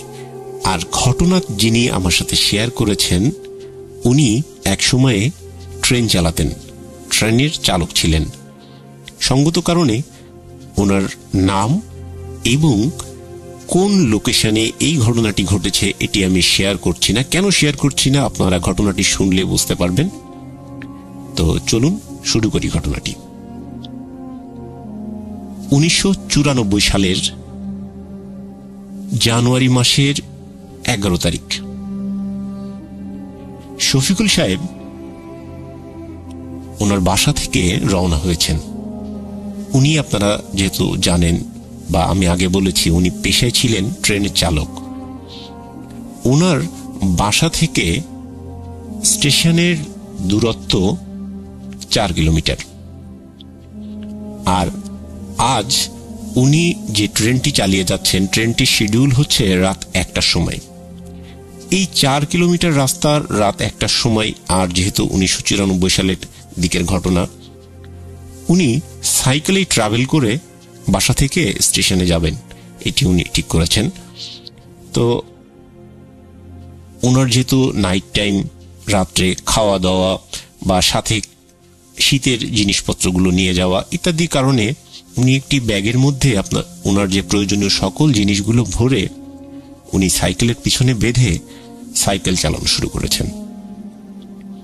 বাসা থেকে প্রায় 1-1.5 কিলোমিটার দূরে উনি যখন সাইকেল চালিয়ে যাচ্ছেন, উনি বের হয়েছেন অ্যাভারেজ 12:10-15 এমন টাইমে। উনি ঠিক করেছেন যে ওনার স্টেশনে যেতে 3 কিলোমিটার রাস্তা, 10-20 মিনিট বা 25 মিনিট লাগুক, তারপরে ওনার এনাফ সময় থাকবে, তার মধ্যে উনি রেডি হয়ে ওনার সকল কাজকর্ম গুছিয়ে নেবেন। তো উনি সাইকেল চালাচ্ছেন, চালাতে চালাতে বাসা থেকে যখন 1-1.5 কিলোমিটার দূরে উনি চলে এসেছেন, স্টেশনের পার্টি মানে যেটির উপর দিয়ে, ট্রাকগুলোর উপর দিয়ে ট্রেন চলে, এমন একটি জায়গায় চলে এসেছেন। এবং ওই ট্রাকের পাশেই একটি ডাস্টবিন আছে, অনেক বড়। ওই ডাস্টবিনে লোকজন ময়লা ফেলে, শহরের ময়লা ওখানে ফেলা হয়, আশপাশে যাদের বাড়ি আছে ওনারা ফেলেন। উনি ওই ডাস্টবিনের পাশ দিয়ে যখন সাইকেল চালিয়ে যাচ্ছেন, ঠিক ডাস্টবিনের ওখানে আসলে ওনার সাইকেলের টায়ার হঠাৎ পাংচার হয়ে যায়। উনি বুঝতে পারেন না যে কেন পাংচার হয়ে গেল। তারপরেও রাস্তায় কোনো জিনিস অনেক সময় ফেলানো থাকতে পারে, যেটির উপরে সাইকেল উঠলে কিন্তু পাংচার হয়ে যেতে পারে। তো উনি তেমন একটা কিছু না মনে করেই ওখান থেকে ক্রস করে যাওয়ার চেষ্টা করলেন। তখন কিন্তু বাইরে অনেক ঠান্ডা এবং অনেক কুয়াশা পড়েছে। উনি ওই অবস্থায় তখন দেখেন ওই ডাস্টবিনের প্রায় মধ্যে এক সাইডে বসে 2টা বাচ্চা কিছু একটার জন্য খাওয়ার চেষ্টা করছে, খাচ্ছে আর কি। তো উনি ওটি তেমন একটি গুরুত্ব দিলেন না।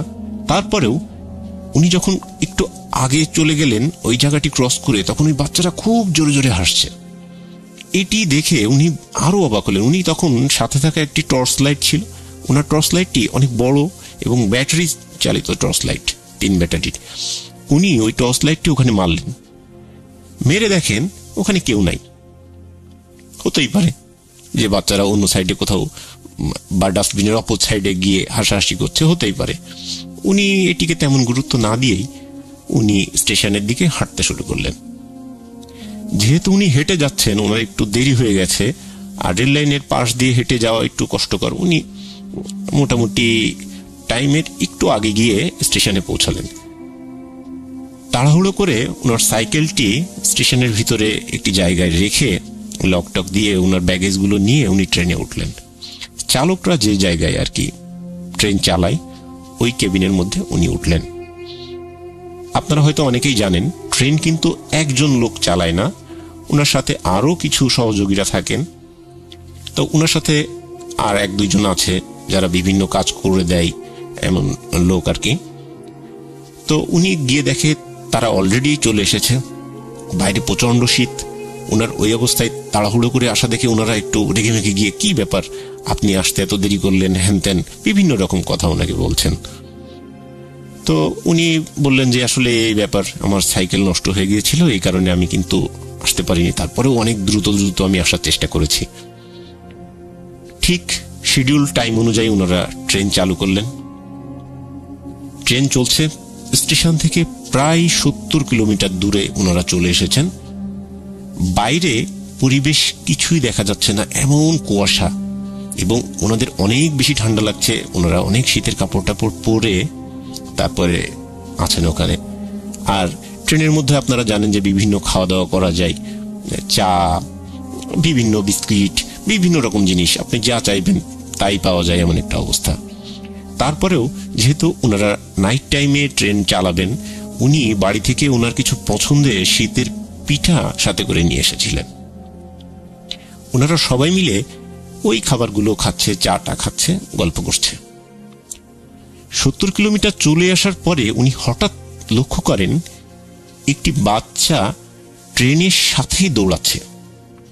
উনি হঠাৎ এটি দেখে মারাত্মক অবাক হয়ে যান যে আসলে ট্রেন তো অনেক স্পিডে চলছে, এই স্পিডে বাচ্চাটি কিভাবে ছুটছে, এবং বাচ্চাটির বয়স অ্যাভারেজ 4 থেকে 5 বছর এমন, সেটি একটি বাচ্চা মেয়ে। এটি উনি খুবই অবাক হয়ে যান দেখে। এরপরে উনি আবার একটু যদি ভালো করে দেখতে যান, দেখেন না, ওখানে তো কেউ নাই। উনি এই কথাটি কিন্তু ওই যে সাথে আর কয়েকজন ছিল ওনাদের সাথে প্রথম পর্যায়ে শেয়ার করেন না। উনি আবার সামনের দিকে দেখতে থাকেন, আবার ওনারা গল্প করতে থাকেন, নিজেদের কাজে আবার ব্যস্ত হয়ে যান। আবারও কিছু সময় পরে উনি দেখেন যে কিছু বাচ্চা ছুটে এসে ট্রেনের ট্রাকগুলোর পরে লাফিয়ে পড়ছে। এইবার কিন্তু উনি মারাত্মক আকারে ভয়কে পেয়ে যান যে এই বাচ্চারা কোথা থেকে আসছে এবং ট্রেনের ট্রাকের উপরে ঝাঁপ দিয়ে পড়ছে, তাহলে তো এরা মারা যাবে। উনি তখন ওনার সাথে থাকা যে লাইটটি ছিল, ওই লাইটটি নিয়ে ট্রেনের দরজা দিয়ে ঝুলে লাইট মেরে দেখার চেষ্টা করেন। এই চেষ্টা করতে গিয়ে হঠাৎ কিছুতে উনি মারাত্মক আকারে হাতে বাড়ি খান এবং বাড়ি খেয়ে উনি অনেক বেশি আঘাতপ্রাপ্ত হন। সাথে সাথে উনি ভয়ও পান, কারণ উনি লাইট মেরে দেখেন ওখানে কেউ নাই। উনি সাথে সাথে ভিতরে চলে আসেন এবং ওনার সাথে থাকা যে লোক আর যারা ছিলেন ওনারা বলেন, কি ভাই, আপনার কি আজকে মাথাটা খারাপ হয়ে গেছে? কি আপনি কি দেখছেন? ট্রেনে এই নিচে টিচে এইভাবে ঝুলে ঝুলে লাইট মারছেন, এই যে হাতে আঘাত পেলেন, কি অবস্থা কি আপনার? উনি তখন বলেন যে আমি এই এই জিনিসগুলো দেখেছি। তখন ওনার সাথে যারা ছিলেন ওনারা খুব হাসি তামাশা শুরু করেন এবং বলেন যে আপনার তো আসলে মাথার সমস্যা হয়ে গেছে, আপনি পাগলের ডাক্তার দেখান। বাচ্চারা ট্রেনের সাথে দৌড়াবে, আবার ট্রেনের ভিতরে এসে লাফ দিয়ে পড়বে, তাও এত রাত্রে। এখন রাত কয়টা বাজে আপনি দেখেছেন ঘড়িতে? এত রাত্রে কোথায় পাবেন বাচ্চা? আপনার মাথার সমস্যা। উনি মনে করলেন হ্যাঁ আসলে হতেও পারে, ওনার কোনো ক্ষেত্রে কোনো প্রবলেম হচ্ছে হয়তো। উনি একপাশে একটা জায়গায় যেয়ে বসে থাকলেন এবং ওনার সাথে আর যারা ছিলেন ওনারা কিন্তু ওনার কাজগুলো সবাই মিলে ভাগ বাটোয়ারা করে করতে থাকলেন। প্রায় 1-1.5 ঘন্টা পরে অনেকের ঝিমঝিম অবস্থা, অনেকে ঘুমিয়ে পড়েছেন, কিন্তু ওনার কোনোভাবে টেনশনে ঘুম আসছে না। উনি সামনের দিকে তাকিয়ে বসে আছেন। হঠাৎ লক্ষ্য করেন সামনে একটি বাচ্চা ছুটে আসছে এবং তার হাতে একটি লাল ফ্ল্যাগ। সে প্রচন্ড জোরে, মানে ট্রেন তো সামনের দিকে প্রচন্ড জোরে যাচ্ছে, আর সেই বাচ্চাও ততটা স্পিডে ট্রেনের সাথে অ্যাক্সিডেন্ট করার জন্য ছুটে আসছে। মনে হচ্ছে যে বাচ্চাটি লাল সাইন দেখিয়ে ট্রেনকে থামাতে যাচ্ছে, আবার পাশাপাশি সেই ট্রেনের চাকা নিচেও পড়তে চাইছে, এমন একটা মনোভাব। এবং ট্রেনের সামনে যে আলোটি আছে ওই আলোটিতে ওই বাচ্চাটির মুখ কোনোভাবে বোঝা যাচ্ছে না, শরীরটি কোনোভাবে বোঝা যাচ্ছে, কারণ বাইরে অনেক কুয়াশা।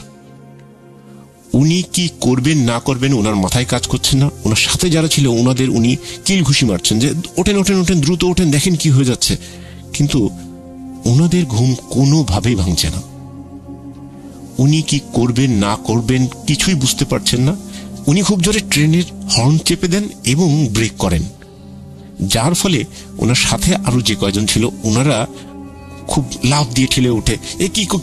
কি করছেন ভাই, এই বলতে বলতে তারা লাফ দিয়ে ঠেলে ওঠেন এবং ওনাকে গালাগাল করতে থাকেন, কি ব্যাপার, আপনি ফাঁকা রাস্তায় হর্ন দিচ্ছেন এবং ব্রেক চাপলেন কেন? আপনারা জানেন ট্রেন ব্রেক করলে বেশ কিছুটা দূরে গিয়ে ট্রেন থামে।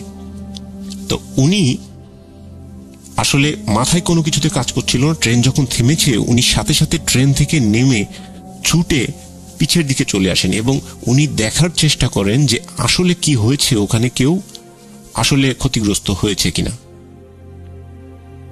ওনার এই পাগলামি আচরণ দেখে ওনার সাথে আর যে কয়জন ছিল ওনারাও নেমে ওনার পাশপাত যান যে আসলে উনি একটু আগে আঘাতপ্রাপ্ত হয়েছেন, উনি উল্টাপাল্টা করছেন, ওনার আসলে কোনো সমস্যা হচ্ছে কিনা, কোনো ক্ষেত্রে কোনো হ্যালোসিনেট হচ্ছে কিনা। ওনারা এইসব ভেবে ওনার পাশপাত ছোটেন। ওনারা পাশপাত ছুটে গিয়ে দেখেন যে উনি ট্রাকের পরে অজ্ঞান হয়ে পড়ে আছেন। এরপরে ওনারা ধরাধরি করে ওনাকে আবার ট্রেনের মধ্যে নিয়ে আসেন। পানি টানি দিলে উনি আবার সেন্সে ফিরে আসেন। আবার ট্রেন চলা শুরু হয়। এই করতে গিয়ে ট্রেনের কিন্তু শিডিউলে বেশ কিছুটা ঘাটতি হয়ে যায়, অনেকটা লেট হয়ে যায়। ওনারা এইবার ট্রেনটি কিন্তু আরো একটু জোরে চালানোর চেষ্টা করেন, কারণ ঠিক সময়তে পৌঁছানোর জন্য এই টাইম গ্যাপটি ফিল আপ করার জন্য ওরা একটু জোরে চালানোর চেষ্টা করেন। ট্রেন চলছে, চারিপাশে খোলা মাঠ, একটা বিলের পাশ দিয়ে ট্রেনটি চলছে এবং একটা পর্যায়ে গিয়ে একটা সেতু আছে, একটা সেতুর উপর দিয়ে ট্রেনটি যাবে। এমন একটি পজিশনে গিয়ে ঘটে অদ্ভুত একটি কাণ্ড।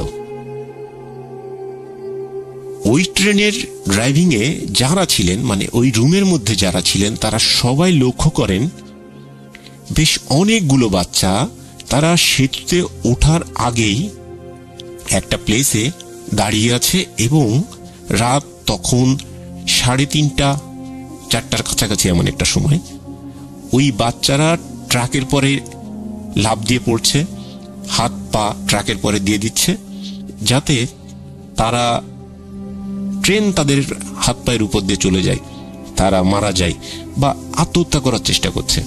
এইটি দেখে ওই রুমের মধ্যে যারা ছিলেন, যারা ট্রেন অপারেট করছিলেন, তারা সবাই মারাত্মক ভয় পান। তখন ওনারা বুঝতে পারেন যে আসলে উনি এর আগে যে ঘটনাগুলো বলছিলেন সেইগুলো আসলে সত্য। ওনারা সবাই মিলে চেষ্টা করে বিভিন্ন রকম হর্ন দিয়ে চিল্লায়ে বিভিন্ন রকম ভাবে ওই বাচ্চাগুলোকে নিবৃত করার চেষ্টা করছিলেন, কিন্তু আসলে কোনোটাই কিছু হয় না। ওনারা ইমার্জেন্সি ট্রেনের ব্রেক করে এবং ট্রেনের ব্রেক করার সাথে সাথে ওই জায়গায় একটি দুর্ঘটনা ঘটে। আসলে ব্যাপারটি হচ্ছে, দুর্ঘটনা ঘটার কারণ ওখানে ট্রেন লাইনটি কাটা ছিল। ওই দুর্ঘটনা ঘটার কারণে ওই ট্রেনের প্রায় 3 জন লোক মারা যায় এবং ড্রাইভিং যারা করছিলেন, যারা ট্রেনটি অপারেট করছিলেন, ওনাদের ভিতর থেকে 2 জন চাকরচ্যুত হন। আমার সাথে ঘটনাটি যিনি শেয়ার করেছেন উনিও চাকরিচ্যুত হন। পরবর্তীতে ওনার অনেক মেন্টাল সমস্যা তৈরি হয়। উনি অনেক ডাক্তার দেখিয়েছেন, বিভিন্ন জায়গায় গিয়েছেন, বিভিন্ন তাবিজ কবজ নিয়েছেন, কিন্তু ওনার কোনোভাবেই কোনো সমস্যার সমাধান হয়নি। উনি ঘুমালেই দেখতে পান কিছু বাচ্চারা ছুটে এসে ট্রেনের নিচে পড়ছে, তাদের হাত পা কেটে চারিদিকে চলে যাচ্ছে, ট্রেনের সামনে রক্ত রক্ত হয়ে যাচ্ছে, ওনার রুমের ভিতরে রক্ত রক্ত হয়ে যাচ্ছে। এটি দেখে উনি আত্মচিৎকার করে ঘুম থেকে উঠে যান। অনেক বছর ধরে ওনার সাথে এই ঘটনাগুলো ঘটছে, উনি কোনোভাবেই এটির কোনো সমাধান করতে পারেননি। আসলে সব ঘটনার হয়তো সমাধান হয় না, এটিও তেমন একটি ঘটনা। ঘটনাটি আমার কাছে অনেক বেশি অদ্ভুত মনে হয়েছে। রাসেল ভাই যদি ভালো লাগে তাহলে ঘটনাটি সবার উদ্দেশ্যে শেয়ার করবেন। আর আপনারা সবাই ভালো থাকবেন, সুস্থ থাকবেন। ধন্যবাদ।